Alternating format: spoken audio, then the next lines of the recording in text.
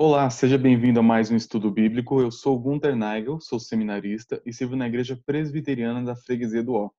Caso você tenha acesso a esse vídeo e ainda não conhece nossa igreja, você pode fazê-lo durante esse período de pandemia através de nosso canal no YouTube e também nossas páginas no Facebook e Instagram, bem como o site da igreja. Através dessas plataformas, pode conhecer um pouquinho mais do trabalho que nós temos feito pelo reino do Senhor. Hoje nós daremos início a uma nova série de estudos em mais um dos profetas menores. Nós encerramos semana passada o estudo do profeta Jonas e hoje começaremos o estudo do profeta Naum.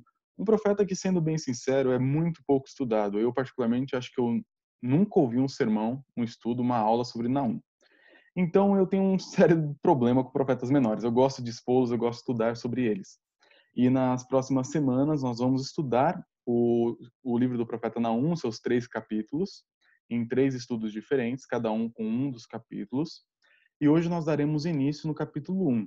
Mas antes de tratar do texto, olharmos o capítulo como temos feito, com o texto aqui na tela e alguns comentários no final sobre temas que o livro nos traz, algumas aplicações, é importante que nós façamos algumas pontuações sobre o livro do profeta Naum para conhecermos um pouco mais do contexto, o profeta, sobre sua mensagem de modo geral, o que é o livro de Naum, e também orarmos, né? Vamos pedir a direção do nosso Deus para esse momento de estudo. Vamos começar com uma oração, então uma breve introdução ao livro, alguns pontos importantes, e então vamos para o capítulo 1.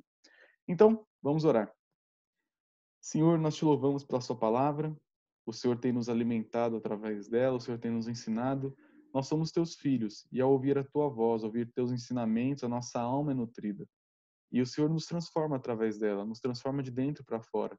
Toda a nossa vida é afetada pela sua palavra que vive abundantemente em nossas vidas.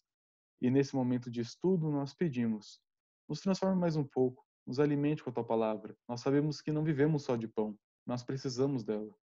Por isso, Senhor, nos ajude a entender e, além de entender, também aplicar a nossas vidas, de modo que nós venhamos a lembrar dos ensinamentos, nós venhamos a lembrar do texto e que a tua palavra faça diferença no nosso modo de viver essa vida que nós temos aqui nessa terra. É o que nós pedimos no nome do Senhor Jesus, o nosso Rei, o nosso Pastor. Amém. Muito bem. Antes de começar então o capítulo, vamos fazer alguns breves apontamentos. Breves mesmo, só para a gente não ficar muito perdido aqui. O profeta Naum é o 7º profeta menor na nossa Bíblia em português, é um dos 12 profetas menores, que são menores não porque são menos importantes, apesar de às vezes a gente não dar tanta importância assim para eles, é uma falha nossa, mas não é por isso. Eles são menores porque escreveram livros menores. O próprio livro de Naum mesmo tem 3 capítulos, o livro de Jonas tem 4 capítulos. São livros curtos, com mensagens curtas. Mensagens, às vezes, que o livro inteiro, como no caso de Naum, gira em torno de um tema geral apenas. Não vai tratar de grandes e vários temas da teologia. Vai tratar, às vezes, de um único ponto, para um único público. É um sermão, talvez, alguns casos. E, mesmo assim, isso não diminui a qualidade, não diminui a necessidade de estudarmos esses livros. O livro do profeta Naum é um desses casos. É um livro curtinho, apenas 3 capítulos, com poucos versículos cada um. Você lê o livro inteiro em 5 minutos, você sentar e pegar para ler. Mas é um livro que gira em torno de um único tema, que é a destruição de Nínive. E é por isso que eu escolhi esse livro agora, logo depois de encerrarmos o estudo do profeta Jonas. Porque em Jonas nós vimos um profeta que não queria ir para Nínive porque queria a sua destruição, queria a destruição dos ninivitas. E ele reluta o primeiro e o segundo capítulo para ir até lá. E no final do livro de Jonas nós vimos o arrependimento dos ninivitas, que era um povo que vivia na capital de Nínive, que é a capital do Império Assírio, o pior inimigo do povo de Deus no Antigo Testamento. Eles tiveram vários inimigos, filisteus, babilônicos, mas teve um que assim merece o pódio, o primeiro lugar são os assírios, com a sua capital em Nínive. Então, no livro de Jonas, vimos um profeta pregando 120 anos antes de Naum para aquela cidade, e aquela cidade de inimigos se converteu. Agora, em Naum, cerca de 120 anos depois de Jonas, nós temos uma mensagem de destruição e condenação para a cidade de Nínive, e sem nenhuma, absolutamente nenhuma, chance de escapar da destruição. Em Jonas existia misericórdia e compaixão para Nínive. Agora, em outra geração, em outra época, depois daquele período, nós temos a destruição completa, total, absoluta dos assírios e da sua capital, a cidade de Nínive. Além disso, o profeta Naum é um homem um pouco misterioso na escritura. Nós não temos quase nenhum detalhe sobre ele. O que nós temos é no título do livro, né, que é o nosso primeiro versículo, que diz: Sentença contra Nínive, livro da visão de Naum, o Eucocita. E Eucocita não traz muito mais informação, os estudiosos ainda debatem onde fica o Cos. E é muito difícil de deduzir exatamente onde que fica, existem várias opções. Mas o que nós podemos saber sobre Naum, e que é importantíssimo para entendermos a sua mensagem, é o significado do seu nome. No Antigo Oriente, principalmente entre os judeus, era muito comum você dar um nome para o seu filho com um significado específico. E esse significado simbolizava muito na vida daquela pessoa. Nós temos o caso de Abraão, que era um pai exaltado, significa Abrão, e se transformou em Abraão, o pai de multidões, o pai de muitos, que realmente é aquilo que ele se tornou. Aqui em Naum, nós temos um homem que tem um nome diferente, pelo menos eu nunca conheci ninguém no Brasil com esse nome, mas que significava, na língua hebraica, consolação, consolo. A mensagem de Naum é uma mensagem de consolo, assim como o nome do seu profeta. Mas consolo para quem? Para a Síria? De modo nenhum. Para os assírios realmente não tem consolo nenhum. Mas é consolo para o povo de Judá, o povo do Reino do Sul, o povo de onde veio Naum, o povo para onde o Naum profetizou e levou essa mensagem de condenação contra a Síria. Então, o que nós precisamos saber? Vamos fechar aqui. Naum é um profeta que entregou essa profecia para o Reino do Sul. Naum é um profeta que trouxe uma mensagem de consolo para o Reino do Sul e uma mensagem de destruição completa para os assírios, especialmente para Nínive, a capital do Império Assírio. E, além disso, precisamos lembrar e deixar bem claro, a gente vai perceber na própria leitura do texto, que os assírios eram os piores inimigos do povo de Deus no Antigo Testamento. Mais do que os babilônicos, mais do que os filisteus, mais do que qualquer outro povo que existiu no Antigo Testamento, os assírios são os piores disparados. Realmente os piores inimigos que alguém poderia ter. O que faz a gente entender um pouco mais da ira de Jonas, 100 e poucos anos antes, mas que agora em Naum vai ser concretizada. E um estudioso que eu consultei na preparação do estudo diz, né, que o livro de Naum é o livro que Jonas invejaria ter escrito. Se Jonas pudesse escolher um livro da Bíblia e falar, esse aqui é o meu, era o livro de Naum. E agora a gente vai entender o porquê na leitura do capítulo 1 e na exposição do mesmo. Vamos lá então. Sentença contra Nínive, livro da visão de Naum, o Eucosita. O Senhor é Deus zeloso e vingador. O Senhor é vingador cheio de ira. O Senhor toma vingança contra os seus adversários e reserva indignação para os seus inimigos.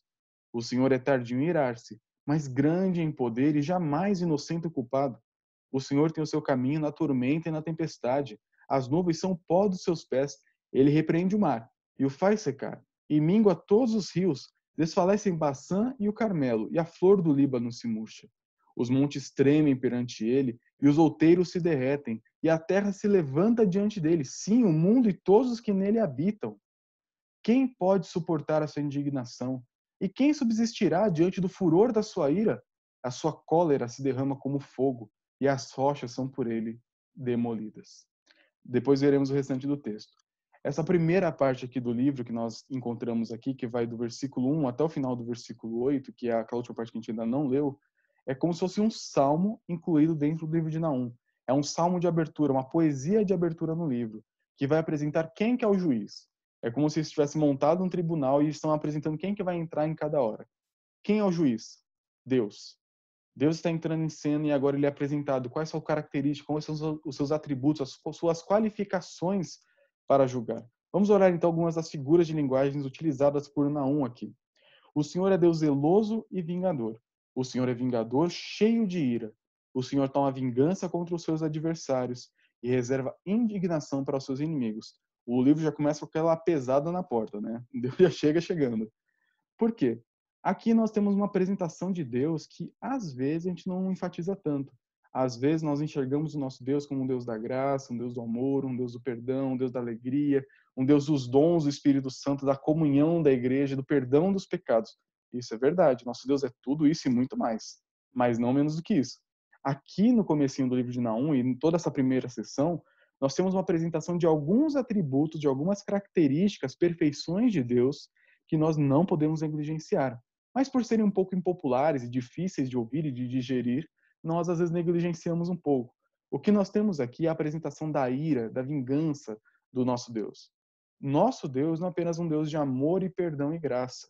Por às vezes enfatizarmos uma parte em detrimento da outra, alguns chegam ao extremo, o absurdo de pensar que no Antigo Testamento nós temos um Deus mau e no Novo Testamento temos um Deus bom.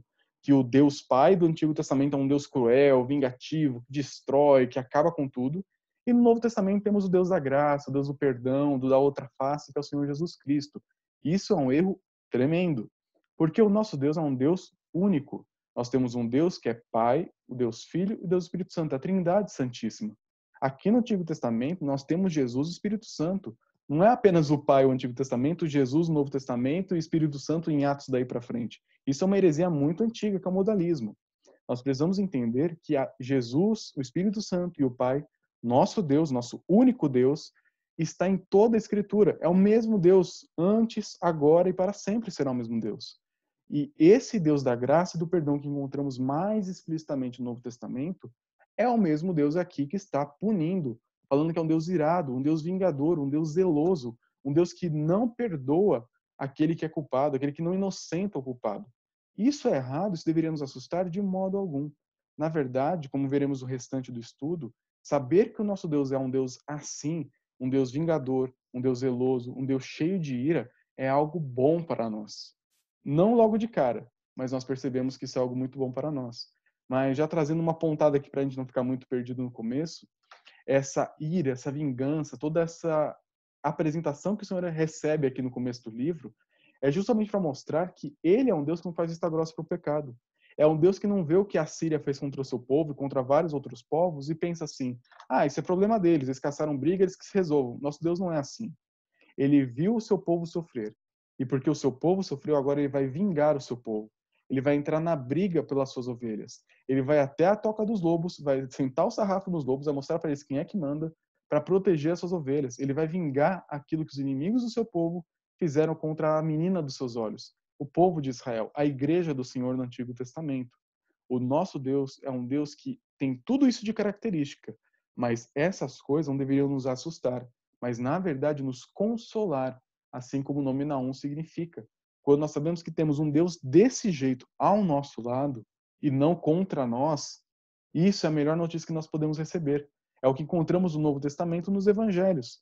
A boa notícia do Novo Testamento, as boas novas do Novo Testamento, que nós encontramos explicitamente nos Evangelhos, nas cartas de Paulo, em Apocalipse, em Hebreus, é que Deus, o Deus santo, vingador, zeloso, cheio de ira, se indigna contra o pecado de todos, inclusive o nosso. E por ser um Deus justo, tem que nos punir. Mas Jesus Cristo toma o nosso lugar na cruz. Ele sofre o que nós, a igreja dele, o seu povo, as suas ovelhas, merecíamos sofrer. E porque Cristo sofreu em meu lugar, agora, esse Deus aqui, esse Deus zeloso, vingador, cheio de ira, esse Deus não é mais o meu inimigo. Esse Deus não tem mais que me punir pelos meus pecados, porque todos os meus pecados, passado, presente e futuro, foram punidos em Jesus Cristo. Eu, se sou um filho de Deus, hoje não recebo mais nenhuma punição. Eu não receberei punição alguma, nem agora, nem no juízo final, porque Jesus já sofreu toda a punição no meu lugar. E por isso, esse Deus zeloso, vingador, cheio de ira, agora é meu Pai. Esse Deus zeloso, vingador, cheio de ira, é o meu Salvador. Esse Deus zeloso, vingador, cheio de ira, é o meu Consolador. Esse Deus está do meu lado pelo que Cristo fez na cruz. E esse é o maior consolo que nós temos.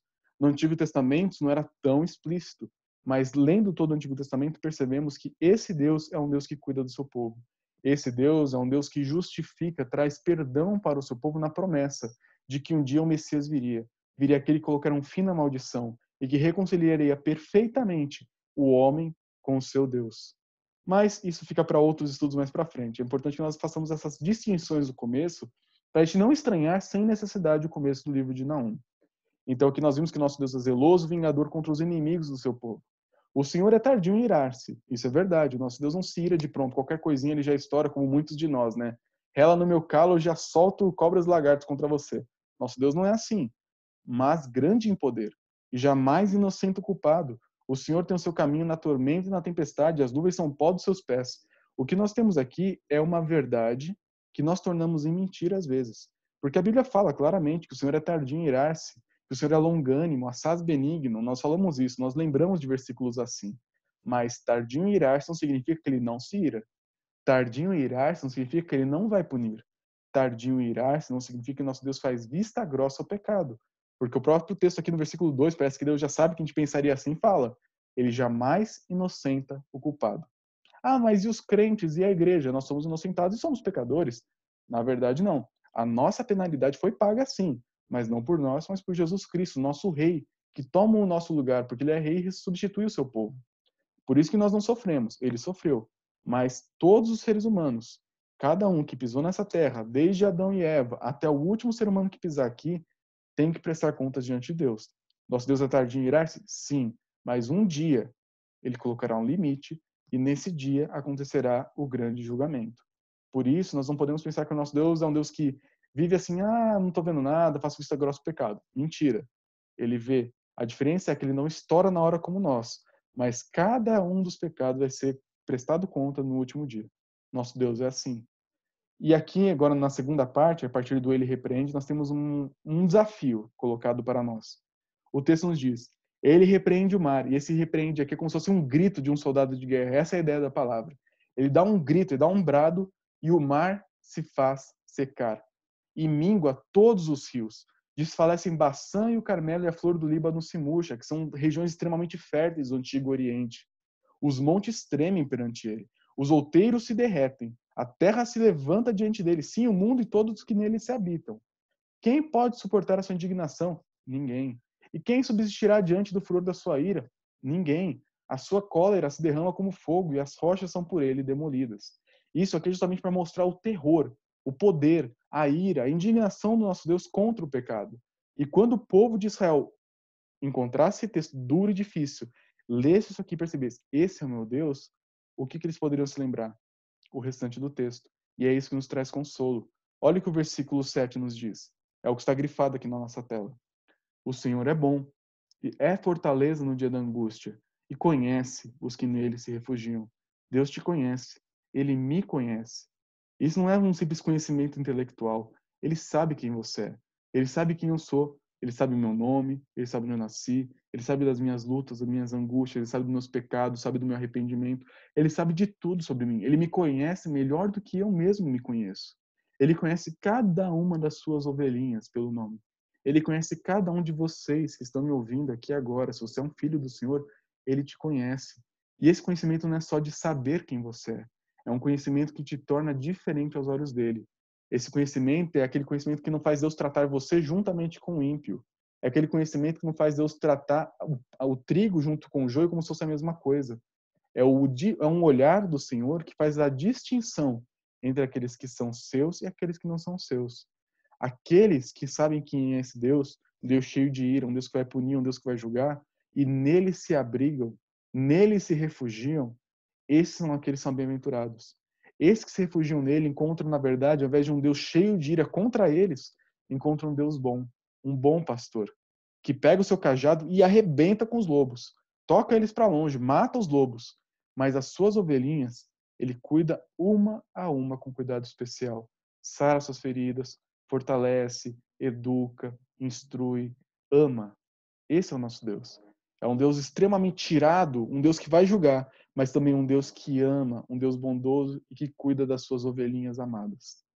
E o final aqui do nosso texto, versículo 8, diz: Mas, e é aqui que é importante a gente lembrar, com inundação transbordante, acabará de uma vez com o lugar dessa cidade. Com trevas, que é um simbolismo para a morte, perseguirá o Senhor os seus inimigos.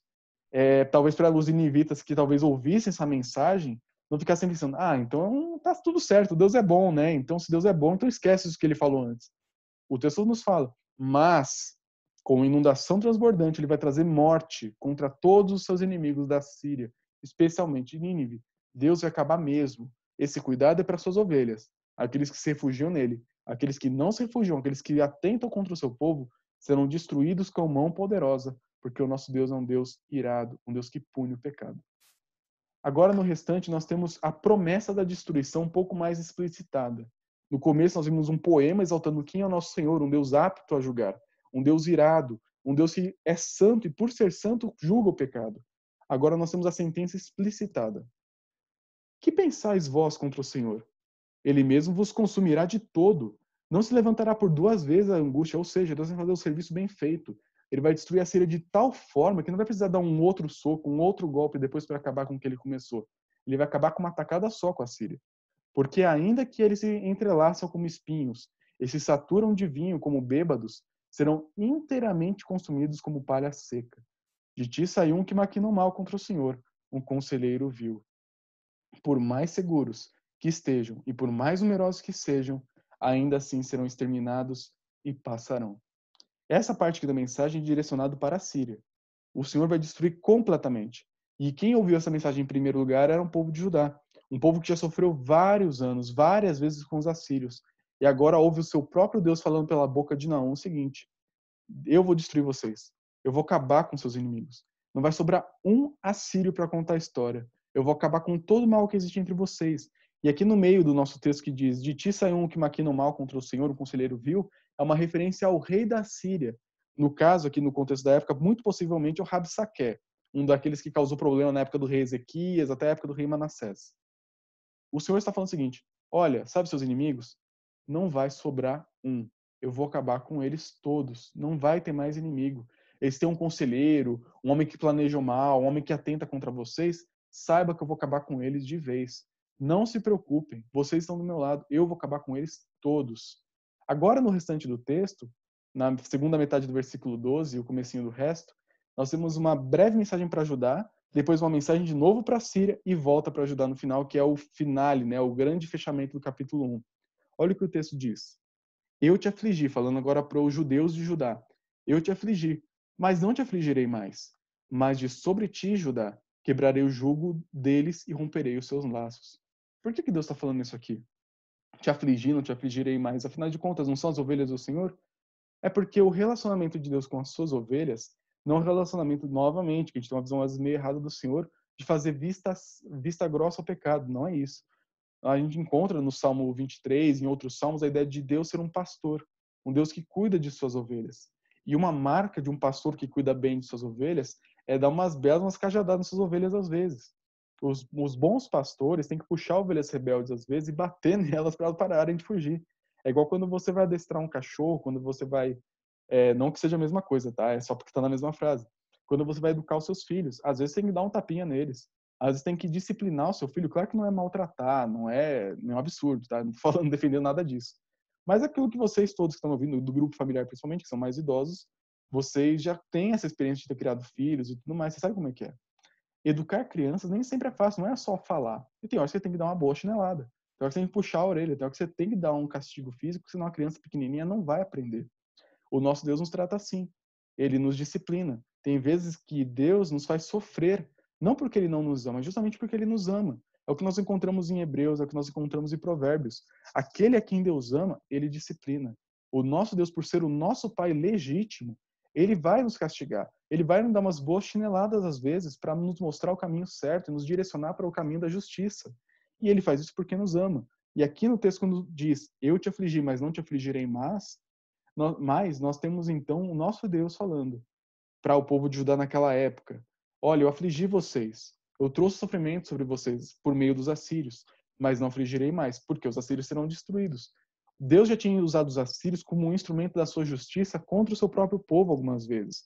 O reino do norte foi destruído pela Síria. O reino do norte, as 9 tribos do norte não existem mais, porque os assírios destruíram aquele povo. Foi um ato extremo de disciplina de Deus contra eles. O reino do sul também já sofreu várias vezes da mão dos assírios, mas por trás da mão dos assírios estava a boa mão de Deus que estava cuidando e disciplinando o seu povo para que voltasse para os caminhos certos. E agora Deus fala para o povo: eu te afligi, mas não te afligirei mais. Os assírios, aquele instrumento de disciplina, vai acabar. E de sobre ti, Judá, eu vou tirar o jugo deles, dos assírios, e romperei os seus laços. Ou seja, vocês nunca mais serão escravos deles. Vocês nunca mais sofrerão pelos assírios. Vocês nunca mais terão medo dos assírios. Medo de uma invasão, medo de um ataque, medo de uma guerra, medo de qualquer coisa, porque eles não existirão mais. Porém, e o texto continua, contra ti, Assíria, o Senhor deu ordem que não haja posteridade que leve o seu nome. Ou seja, não vai ter nem filho, não vai ter neto, não vai ter ninguém, não vai acabar de vez. Da casa dos seus deuses exterminarei as imagens de escultura e de fundição. Acabou a adoração aos deuses da Síria, acabou tudo aquilo. Não tem adoração, não tem neto, não tem bisneto, não tem continuidade da linhagem dos assírios. E por último, farei o teu sepulcro, agora se referindo mais ao rei da Síria, destruirei porque és vil. Ou seja, Ele vai destruir a própria sepultura do rei da Síria, que naquela cultura lá do Antigo Testamento era um ato de extremo deboche, de extrema falta de respeito. O nosso Deus não tem que pedir desculpa para ninguém. Ele fala para o rei da Síria: olha, eu vou acabar com o seu povo, vou acabar com a sua descendência, eu vou acabar com os seus deuses, eu vou acabar com a sua sepultura. Depois que eu acabar com você, eu ainda vou acabar com o seu túmulo, com o cemitério dos assírios, não vai sobrar nem memória de vocês. Isso realmente aconteceu. Alguns detalhes da destruição ainda falarei no capítulo 2 e 3, mas na época de Alexandre o Grande, alguns séculos depois disso, o Alexandre, é dito na história que Alexandre estava passando por onde ficava a Síria e ele não reconheceu nem o que tinha ali. Até 1800, tem que pegar minha colinha aqui, 842, arqueólogos consideravam a Assíria, especialmente Nínive, como um mito da antiguidade, como uma cidade assim, é um símbolo de algo, mas não realmente existiu. Por quê? Não sobrou nenhum vestígio da Síria, não sobrou nenhum vestígio de Nínive. Só em 1862 que acharam ruínas, pedacinhos aqui e ali de Nínive. Por quê? O Senhor cumpriu sua promessa. Não sobrou cemitério de Assírio, não sobrou descendente de Assírio, não sobrou Assírio, não sobrou Deus Assírio, não sobrou nada. Porque o nosso Deus cumpriu a sua palavra. E agora no final, versículo 15, a cereja em cima do bolo. O consolo, o Naum, que o povo precisava ouvir nesse momento de tanta hostilidade com a Síria, de tanto medo. Eis sobre os montes os pés do que anuncia boas novas, do que anuncia a paz. Celebra as tuas festas, ó Judá. Cumpre os teus votos, porque o homem vil, o rei da Síria, já não passará por ti. Ele é inteiramente exterminado. Qual que é o grande consolo? Qual que é a grande mensagem final do capítulo 1 de Naum e o final do nosso estudo de hoje? Que o povo de Judá, o povo que foi oprimido por vários e vários anos, atacado, violentado pela Síria, agora ouviria boas novas, ouviria o evangelho. Eles ouviriam agora notícias daquilo que Deus fez contra a Síria chegando na sua terra. Sobre os montes vêm os pés daquele que anuncia boas novas. Virão pessoas, virão homens e mulheres contando a história de que Deus fez na Síria. E quando Judá ouvisse aquilo, ia ter muita festa, ia ter muita paz, haveria finalmente alegria entre o povo, consolo entre o povo, porque o seu grande inimigo foi derrotado. Não existe mais aquele grande inimigo que tantos ameaçava e tantos fazia sofrer no passado. E o texto fala: celebra as tuas festas, ó Judá, cumpre os seus votos, a vida vai voltar ao normal. Vocês vão voltar a se festejar, vão voltar a celebrar, vão voltar a cultuar, vão voltar a ter uma vida correta diante do Senhor, uma vida sem medo de inimigos. Por quê? Porque o Senhor cumpriu a sua palavra, o Senhor derrotou e destruiu a Síria. E o que tudo isso tem a ver com a gente hoje? Algumas aplicações não aguento, eu vou falando aqui no meio. Mas alguns pontos importantes no final para a gente fechar, que você tem que lembrar do capítulo 1 de todo o livro de Naum. Em primeiro lugar, Deus é um Deus de justiça, ira e vingança. E não se assuste com isso. É assim mesmo. A Bíblia nos fala que Deus é assim. E graças a Ele mesmo por isso. Porque se Ele não fosse um Deus de justiça, um Deus de ira, um Deus de vingança, nós seríamos completamente perdidos e infelizes. Porque não haveria nenhuma distinção entre certo e errado. Não haveria nenhuma punição para o mal. Não haveria esperança nenhuma para aqueles que sofrem em nome da justiça. Porque nem a justiça existiria mais. Nós precisamos lembrar que esses atributos de Deus, que às vezes nos assustam um pouco, na verdade devem nos trazer consolo. Nós temos um Deus de justiça, ira e vingança. E esse Deus é contra os seus inimigos. Isso não diminui quem Deus é, mas revela ele como um rei pastor, aquele que protege, aquele que derrota os inimigos e cuida bem de seu povo. Nós precisamos adorar a Deus por quem ele é. Lembram de Jonas semana passada, na oração dele? Eu não criei para Nínive, porque eu sei que o Senhor é assim, assim, assim, assim, assim, assim, assim. Nós devemos pensar nos atributos de Deus, pensar na justiça, na ira, na vingança, na ira do Senhor e não ficar indignado com isso, mas na verdade ficar admirado com isso. E sabendo que você tem um Deus desse jeito, ter alegria, ter consolo na sua vida aqui e agora. Em segundo lugar, os assírios seriam destruídos definitivamente. E o povo de Judá deveria confiar nessa profecia, que é o que o povo da época devia entender. Eles deviam confiar nessa profecia e receber o consolo fundamentado no caráter e na promessa de Deus. O povo de Judá naquela época tinha medo. Eles dormiam e não sabiam do dia de amanhã se ia aparecer de repente, no comecinho da manhã, o exército da Síria logo sobre as colinas para destruir eles. Eles passaram por momentos bem difíceis, de medo, de angústia, de ansiedade. E ouvindo essa profecia, eles poderiam dormir tranquilos à noite, sabendo que Deus cuidaria de seus maiores inimigos. E como que isso se aplica para nós hoje? Nós hoje precisamos confiar nesse mesmo Deus. Deus não mudou. Ele era assim no passado, ele é assim hoje e sempre será. Jesus voltará um dia. e ele destruirá todos os seus inimigos de uma vez por todas e garantirá nossa paz eterna com ele. O que acontece lá no Antigo Testamento, lá na época de Naum, com a destruição dos ninivitas, lá por volta do ano 600 a.C., é apenas uma amostra, uma fagulha, uma migalha do que vai acontecer no fim. Jesus já veio, ele veio, sofreu, carregou sobre si nossos pecados, morreu e ressuscitou em nosso lugar para nos dar a salvação. E ele disse que voltará um dia. E quando ele voltar, nós não teremos mais aquele cordeiro ensanguentado porque morreu por nós, mas nós teremos um leão da tribo de Judá. Nós teremos aquele homem, como demonstrado em Apocalipse, montado no seu cavalo branco, com sua espada cheia de coroas, aquele que veio vencendo para vencer, destruindo para destruir todos os seus inimigos, e que derrotará o homem da iniquidade, o anticristo, com o sopro da sua boca. Jesus vai completar no final de tudo o que Naum, lá no Antigo Testamento, tinha deixado uma pista. Tinha mostrado como Deus faria com a Síria. E que quando Jesus voltar no final dos tempos, ele vai fazer isso contra todos os seus inimigos. A morte, o diabo, o inferno, o pecado, a dor, a angústia. Todos os inimigos do povo do Senhor. Todos aqueles que fizeram mal contra o povo de Deus serão completamente destruídos. E você e eu hoje, que somos do povo de Deus, precisamos ter alegria, esperança no Senhor Jesus. Nós precisamos parar de ficar tentando encontrar esperança em coisas dessa vida, em coisas terrenas, passageiras que acabam. Nós precisamos sim amar nossa família, precisamos sim cuidar da nossa saúde, ter um plano de saúde. Não é errado se cuidar nesse sentido. O que é errado é colocar sua esperança nessas coisas. O que é errado é pensar que a sua própria mãozinha fraca, feita de pó, consegue te livrar dos seus inimigos. O que te aflige hoje? É medo? É angústia? É ansiedade? É o que é? O nosso Deus é menor do que isso, ele não pode vencer essas coisas. Não significa que você não vai ter lutas, não significa que essas coisas vão sumir imediatamente na sua vida. Mas você tem que confiar que você tem um Deus que já destruiu o maior império inimigo da antiguidade, que vai destruir os piores inimigos no futuro, e ele cuida de você hoje no presente. Você e eu precisamos olhar para esse Senhor e nele encontrarmos esperança. Desistir de tentar lutar nossa própria luta, desistir de tentar nos proteger e trazer segurança. Confiar nesse Deus que conhece nossa aflição, conhece nosso sofrimento e conhece nossos inimigos e vai pôr um fim nessa história. Então, se você tem inimigos, você tem sofrido, você tem tido angústia na sua vida, sejam internas, externas, entregue isso ao Senhor em oração, peça ajuda para Ele, leia o livro de Naum e perceba como Deus está pronto a defender o seu povo e que isso te encha de esperança, te encha de consolo e você possa dormir tranquilo essa noite, sabendo que por mais que você não consiga resolver esse problema hoje, agora, na hora que você quer, o seu Deus vai resolver todos os problemas, todos os inimigos do seu povo, todos os inimigos seus, né, dele mesmo, no final de tudo e durante a história, com sua poderosa mão. Ele é um Deus vivo. Ele não morreu. Quer dizer, não para sempre.